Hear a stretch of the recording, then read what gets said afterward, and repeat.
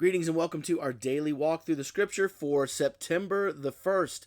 We are officially at the 2/3 mark of our 1 year through the Bible. We have gone 2/3 of the way. There's only 4 months left to go.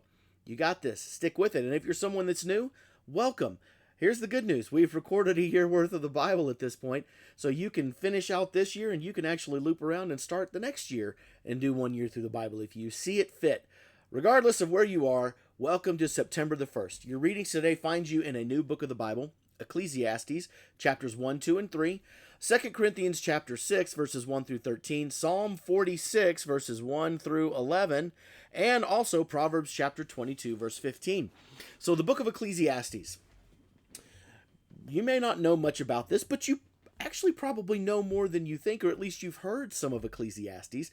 Back in the 60s, the Byrds did a song called Turn, Turn, Turn.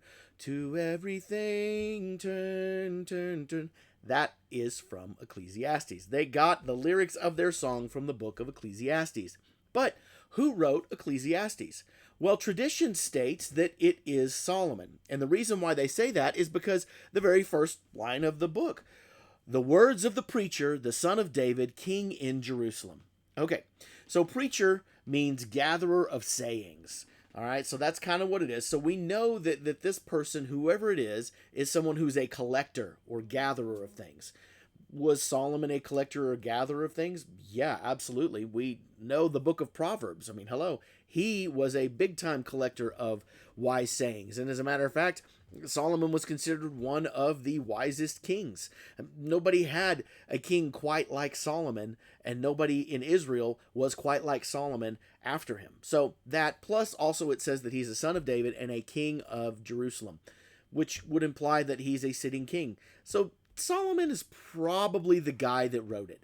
Now, what's the purpose of Ecclesiastes? Well, honestly, it's to contemplate the meaning of life. Why are we here? And basically the idea of this is no matter what you do, unless you have God, everything you do is meaningless. It doesn't have purpose. In other words, the message is enjoy God's gift of life and purpose to its fullest. And with the perspective that there is a life after this one where justice is accomplished to its fullest. In other words, live life to its fullest, but live life for God's purposes, not for our own, understanding that no matter what happens in this life, justice, peace, eternity will happen with God.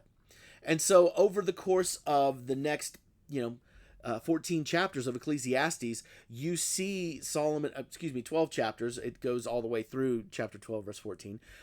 12 chapters of Ecclesiastes. The teacher, Qoleth in Hebrew, is looking for these things. And so the implied question is everything meaningless? I mean, that's what he says here. Vanity, vanity, says the preacher. All is vanity. This is getting an idea of what is the purpose of life.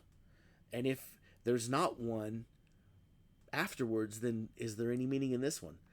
And so he goes on to talk about that. He starts talking about how one life without another is meaningless. If there is no life after this one, there is no purpose of the life in this one. And this is a very relevant argument for today, if you think about it. I mean, when you have people that say that we're just a collection of random articles and things and all that stuff, and we have nowhere, we go back to the ground and that's it, just blackness.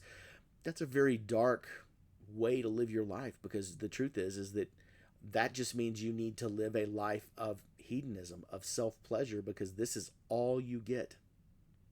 But then he makes a really strange statement that you're going to see in chapter 2 when he says, is wisdom folly? Is wisdom any good? Starting in verse 12, he talks about the vanity of living wisely. Is he really meaning that? Yes and no. Wisdom, just like the pursuit of pleasure, is useless if there is no life after this. If there's no purpose of life for going to the other side, then there is no idea. So the conclusion that he reaches in chapter 2 is that he's kind of given a hint of where he's going to go.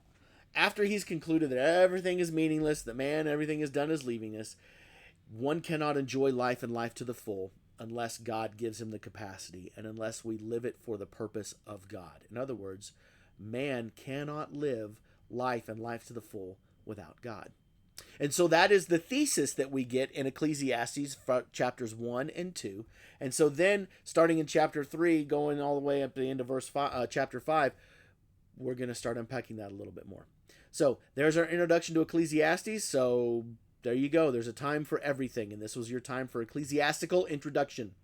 And we'll talk more about this and the rest of the scriptures tomorrow.